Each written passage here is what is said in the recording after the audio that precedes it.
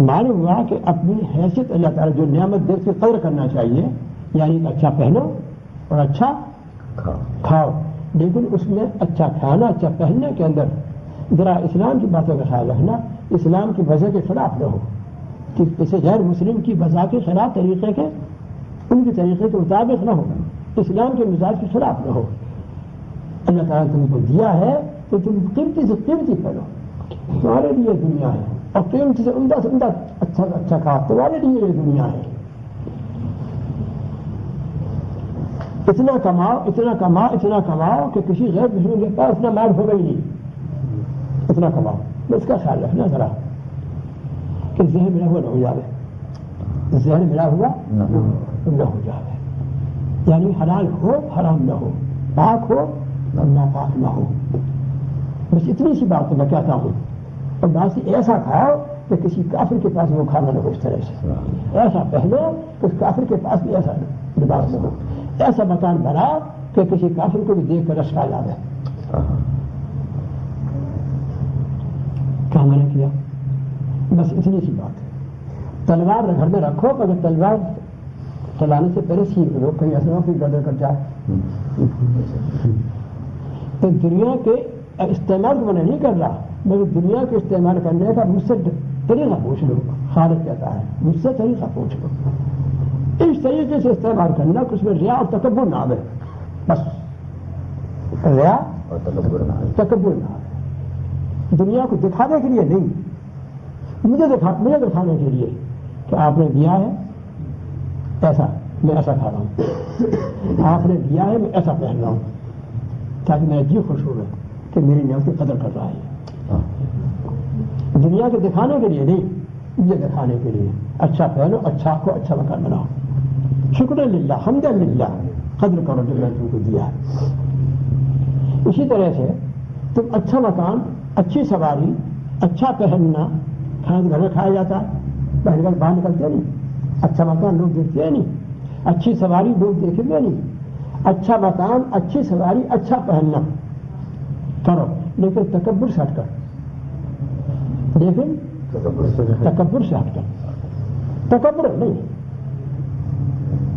لوگوں کی نگاہوں میں تم دار بننے کے لیے نہیں، ہاں ذلت سے بچنے کے لیے، ہاں ذلت سے بچنے کے لیے، اس لیے کہ مومن کی شان سے یہ نہیں ہے کہ کوئی کام ایسا کرے جس میں ذلت ہو، یہ بالکل بات آتی ہے خیر کرنے کی بات۔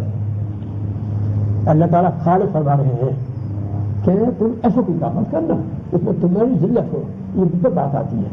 یہ مسلمان، یہ مومن، اللہ کے ماننے والے، ذلیل و خوار ایسی حرکتیں کرتے ہیں، یہ دیکھو تمہاری نسبت میری طرف، تمہاری نسبت لا الہ الا اللہ رسول اللہ کی طرف تمہاری نسبت ہے، کسی غیر مسلم کو ایسا موقع مت دینا کہ وہ زبان پہ ایسی بات ڈالے۔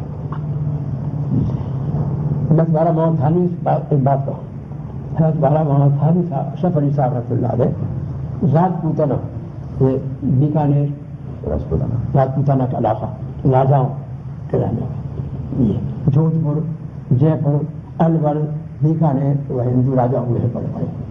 حضرت والا کے خلیفہ تھے، خلیفہ ایک جس کو درج کرنے کے بعد خلیفہ تھے، انہوں نے دعوت دی تھی دس اشو جگہ، تو کچھ قاعدہ دستور ہے کہ جب کوئی آتا ہے مہمان تو اپنے یہاں کی کچھ چیزیں ذرا عمدہ قسم کی دیکھنے دکھانے کی باغات ہے، وہ تو راجاؤں کا محل دکھایا، تو بہت بہت عالیشان محل تھے، ہم نے بھی دیکھے ہیں بڑے بڑے عالیشان محل، روپا نواب وغیرہ وغیرہ۔ میسور راجا اس کا محل دیکھا، شیش محل وغیرہ دیکھا۔ حضرت بادر تشریف لائے، اس سے اندازہ کیجیے گا کہ کتنے اونچے طبقے کا زہد تھا ان کے اندر، زہد یعنی دنیا سے دل میں نفرت، دل میں نفرت، کوئی رغبت نہیں، لیکن کہنے لگے تھانن واپس آ کر میں راجاؤں کا محل دیکھا، عجیب عجیب محل تھے، یوں جی چاہا کہ میرے بھائی مسلمانوں کے پاس بھی کچھ ایسے محل ہوتے، اور کیسا شخص تھا وہ اپنے زمانے کے اندر کہ دنیا مانتی تھی۔ ایک ساتھ بیٹھے ہوئے تھے وہیں تھانے میں، انہوں نے کہا حضرت راجا کا محل تو کچھ بھی نہیں، اچھا اور پھر نواب حیدرآباد کا محل دیکھیے گا، اس کے سارے محل تو بچے ہیں تو کچھ بھی نہیں. اچھا میں اپنے کرائے سے اپنا خرچ سفر خرچ کرائے سے حیدرآباد جاؤں گا اور جا کر نواب صاحب کا محل دیکھوں گا، جی خوش کروں گا اپنا. تشریف دیے گئے حیدرآباد، نواب حیدرآباد کے محلات کی خوب سیر کرائی، خوب دیکھا، بہت جی خوش ہوا. سبحان اللہ، الحمدللہ. ایسے نواب صاحب کا الحمدللہ لفظ پڑھ رہے ہیں تو مسلمان کے پاس ہے. پھر ٹکسال ان کا سکہ چلتا تھا اپنا، تو حکومت برطانیہ حکومت ہو گئی تھی نا، تو مستقل بادشاہ تھے، بہت بڑی ان کی ریاست حکومت. جی بعض گزار ہو گئے تھے. ٹکسال وہ بھی دکھلایا، ایک انگریز تھا اس کے اوپر ٹکسال کے، تو محکمے کے پورے افسر وہ ساتھ گیا، اسے دکھلایا سب. حضرت والا نے اردو میں، ساتھی لوگ تھے انگریزی میں، شکریہ کہ آپ نے ہمیں موقع دیا اور تکلیف فرمائی، کرم فرمایا، ہم کو سب چیزیں دے کے دکھلائی، بہت بڑا شکریہ. انگریزی میں اس کو کہا، اس نے کیا عجیب جواب دیا.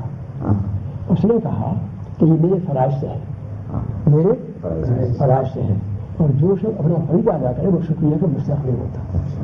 اس انگریزی میں جو اپنا فریضہ ادا کرے وہ شکریہ کا مستحق نہیں ہوتا. اس کا جواب بہت مشکل تھا، مگر والا کے سامنے کسی کی بات چلتی نہیں تھی. کوئی بھی آیا، ہم نے دیکھا اپنی آنکھوں سے، بڑے بڑے رئیس نواب آئے، بڑے بڑے حکومت کے حکام آئے، بڑے بڑے ہائی کورٹ، اور ہائی کورٹ کی بات کیا ہے سپریم کورٹ، مگر کسی کی بات چلتی نہیں تھی. اللہ تعالیٰ ایسا زمانہ دیا تھا. تو اس انگریز نے کہا کہ میں شکریہ کا مستحق نہیں ہوں، فرض اور جو فرض کرے گا ہزار اس کا جواب کیا، انگریزی میں ترجمہ کیا اس کا، صحیح فرمایا. لیکن اس زمانے کے اندر اپنے فریضے کے پہچانے والے رہے نہیں. اس زمانے میں اپنے فریضے کے پہچانے والے رہے نہیں، نادر ہے. اور جو اس زمانے کے اندر فریضے کا پہچاننے والا ہو تو وہ اس زمانے کے اندر شکریہ کا مستحق ہے. اس لیے آپ شکریہ کے مستحق. اس کو ہنسی آ گئی اور کہا میں اس کا کچھ جواب دے نہیں سکتا. بہت خوب بات کو سمجھ رہا. تو اردو میں پھر اس کو بھی دیکھا کہ میں نے اس پر بات کیا کہ جو واقعی شریعت کو صحیح سمجھا ہوا ہے وہ کبھی بھی کسی کو کمانے سے میں نے، اچھا کھانے سے، پہننے سے، مکانے سے میں نے کر نہیں سکتا. وہ بھی چھوٹا سا مولوی ہے، وہ کوئی چھوٹا سا مولوی ہے. وہ اس کو اسلام کی پوری گہرائی کے ساتھ اور مستقل نظریے کے ساتھ نظر نہیں ہو سکتا. ورنہ یہ کہا جا سکتا ہے جہاں جہاں جسے چاہ پوچھ لیں کہ ہندوستان تو کوئی چیز نہیں ہے، ہندوستان سے باہر ہر شخص یہ کہے گا کہ مولوی اشرف علی صاحب جیسا اپنے زمانے کے اندر دنیا میں کوئی تھا ہی نہیں. خدا رسیدہ بے انتہا خوف دل کے اندر، اور چھوٹی سی چھوٹی نعمتوں کی بڑی قدر.